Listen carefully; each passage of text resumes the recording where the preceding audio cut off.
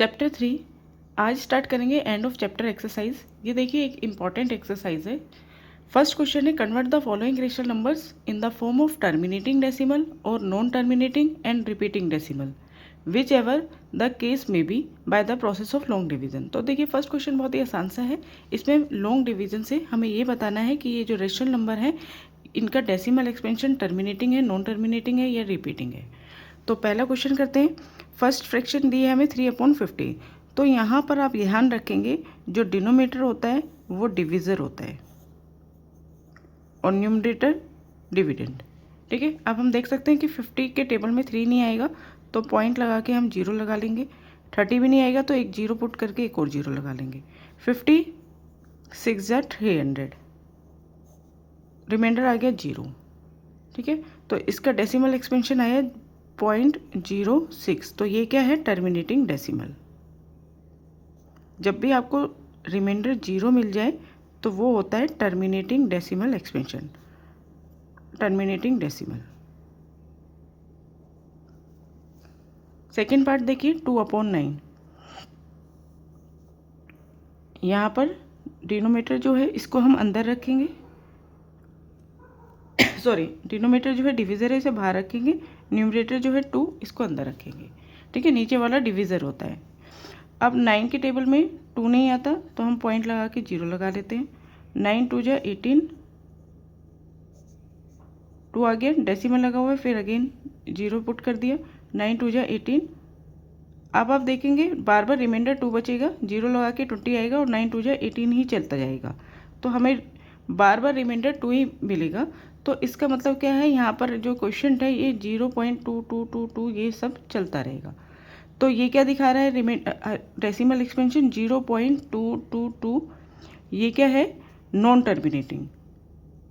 तो हम इसको 0.222 जो रिपीटिंग है उसके ऊपर हम बार लगा सकते हैं, 0.22 के ऊपर हम लगा सकते हैं बार। हम इस तरह से भी एक्सप्रेस कर सकते हैं। ठीक है, तो ये डेसिमल एक्सपेंशन क्या हुआ? Non terminating but repeating decimal. तो यहाँ पे लिखोगे इट इज़ नॉन टर्मिनेटिंग, क्योंकि हमें रिमाइंडर 0 नहीं मिला, लेकिन जो आया है वो कैसा है? रिपीटिंग है। एक ही नंबर, 1 नंबर 2 नंबर जो भी रिपीट होता है उसे हम रिपीटिंग ब्लॉक करते हैं। यहाँ पर रिपीट हो रहा है, so it is non terminating but repeating decimal.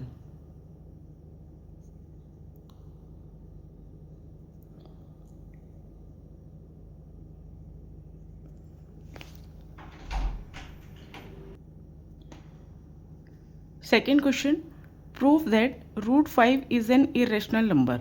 तो देखिए इंपॉर्टेंट क्वेश्चन है ये। आपको √5 मिले या √3 मिले, √7 मिले, √11 मिले, कोई भी नंबर्स हो जिसको हमें इरेशनल प्रूव करना है, उनके जो स्टेप्स होंगे वो सारे सेम ही होंगे। ठीक है, तो पहले हम √5 में कौन कौन से स्टेप लिख के क्वेश्चंस करेंगे वो देखते हैं। तो सबसे पहला जो स्टेप होगा इस क्वेश्चन को प्रूव करने के लिए वो ये होगा कि हम इसको √5 को जो इरेशनल प्रूफ करना है हम इसको रैशनल नंबर ले लेंगे। हम ये एज्यूम करेंगे कि √5 क्या है? एक रैशनल नंबर है। हम यानी कि क्या एज्यूम करेंगे? कॉन्ट्राडिक्ट, अपोजिट जो है वो एज्यूम करेंगे। जैसे √5 इरेशनल है तो हम इसको अपोजिट √5 को रैशनल जो है वो एज्यूम करेंगे। तो अब कोई भी नंबर जो रैशनल होगा उसको हम किसकी फॉर्म में लिख सकते हैं? p/q की फॉर्म में लिख सकते हैं। तो √5 is equal to p/q, where जहाँ पर P एंड Q क्या होते हैं? P एंड Q आर को prime integers, coprime integers and Q is not equal to 0। Denominator जो है ना वो कभी 0 नहीं होना चाहिए। P एंड Q आर को प्राइम वो नंबर्स होते हैं जिनका कॉमन फैक्टर क्या होता है? ओनली 1 होता है। ठीक है, जिनका कॉमन फैक्टर सिर्फ 1 होता है, या HCF जो है वो सिर्फ 1 होता है। ठीक है, तो अब √5 is equal to p/q, where P and Q are को prime integer and Q is not equal to 0। Next step, अब हम करेंगे स्क्वायरिंग बोथ साइड। यहाँ पर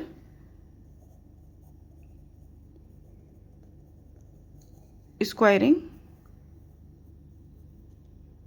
both side,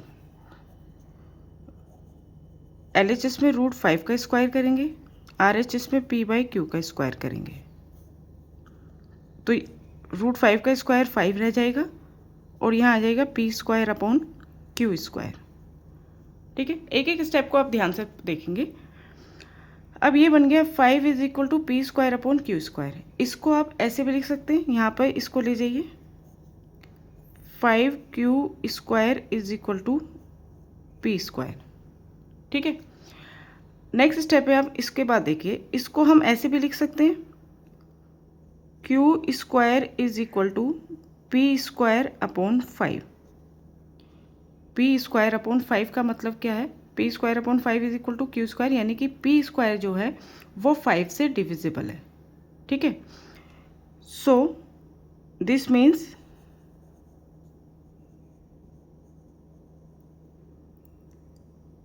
that p² is divisible by 5। कभी भी कोई स्क्वायर अगर किसी नंबर से डिविजिबल है तो वो नंबर भी डिविजिबल होगा। सो p इज ऑल्सो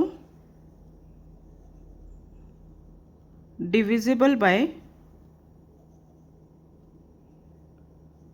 5। अगर p² 5 से डिविजिबल है तो p भी 5 से डिविजिबल है। ठीक है, अब यहाँ से आगे आप एक चीज़ समझेंगे, p को हम लिख सकते हैं, so p is equal to 5k। ये कैसे आया, where k is any integer, जहाँ पे k क्या है, कोई भी इंटीजर है। इस चीज़ को आप ध्यान से समझेंगे। ये मैंने कैसे लिखा, देखिए, p is divisible by 5। p जो है 5 से डिविजिबल है, तो p को जब मैंने 5 से डिवाइड किया तो यहाँ पे समथिंग कुछ भी आया, वो मैंने k एज्यूम कर लिया, तो यहाँ पे मुझे p ही मिला और रिमाइंडर 0 मिला, तभी तो ये डिविजिबल है। तो यानी डिवीज़न एल्गोरिथम क्या कहता है, divisor into quotient plus remainder is equal to क्या होता है, डिविडेंड होता है। ठीक है, 5 इंटू k करेंगे, 5k प्लस रिमाइंडर 0 है तो इसको छोड़ देते हैं, तो 5k इज इक्वल टू क्या होगा, डिविडेंड के इक्वल होगा। तो p is equal to 5k, यानी कि p जो है वो क्या है, यहाँ पर हम देख सकते हैं p जो है 5 से डिविजिबल है, तो ये एक मल्टीपल हुआ ना 5 का। ठीक है, तो ये एक मल्टीपल आया 5 का, तो 5k यानी 5 और k की मल्टीप्लाई करके p आया, तो हमने p is equal to 5k ले लिया, जहाँ पे k कोई भी इंटीजर है। ठीक है, अब p is equal to 5k जो ये वैल्यू आई है, इसको हम इस इक्वेशन में पुट कर देंगे। ये हमारी फर्स्ट इक्वेशन हो गई, इस इक्वेशन में पुट कर देंगे। कैसे, यहाँ पे देखिए, यहाँ पे मैंने पहले ये वाली इक्वेशन लिख दी। हमारे पास फर्स्ट इक्वेशन थी 5q² is equal to p²।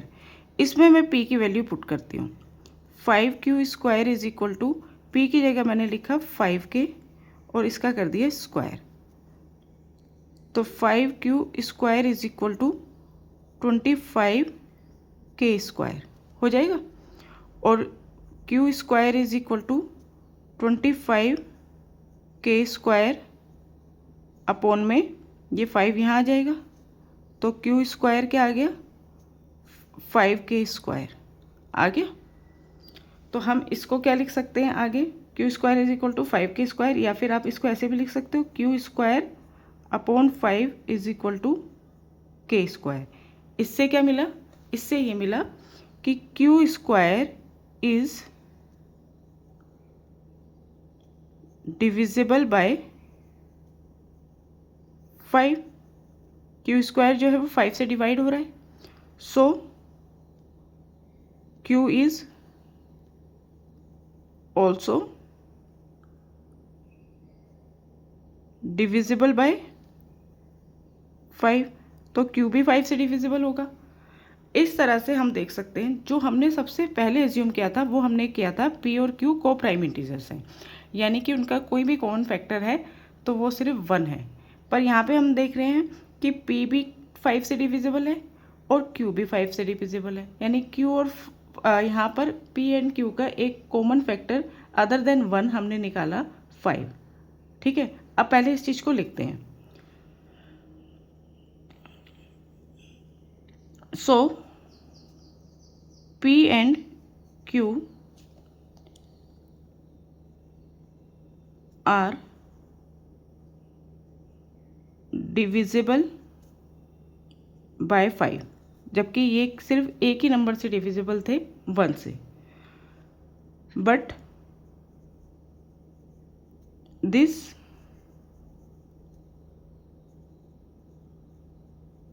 Contradicts our एजप्शंस। लेकिन जो हमने एज्यूम किया था उसको ये गलत प्रूफ करती है, दैट उसके ये अपोजिट है। दिस कॉन्ट्राडिक्ट्स आवर एजप्शंस, ये हमने जो एज्यूम किया था उसके कॉन्ट्राडिक्ट्स है, यानी कि उसके अपोजिट है। That P and Q are को प्राइम। हमने तो ये माना था ना ये दोनों को प्राइम है, ठीक है। को प्राइम यानी कि इनका सिर्फ एक ही कॉमन फैक्टर है, दैट इज 1, ठीक है। तो इसके आगे आप क्या लिखेंगे, हेंस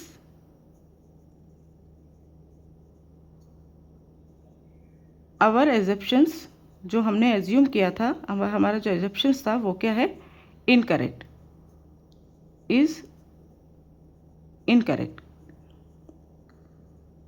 हमने जो एज्यूम किया था कि √5 रेशनल है, उसको हमने क्या दिखा दिया कि वो इनकरेक्ट है। सो √5 इज एन इरेशनल नंबर। तो √5 क्या है, एक इरेशनल नंबर है। ये बाद में आपको स्टेटमेंट लिखनी है, सारे स्टेप सेम रहेंगे, चाहे कोई भी नंबर हो, √5 की जगह कोई भी नंबर हो, √3 हो, √2 हो, √7 हो, आपको यही स्टेप्स लिखने हैं।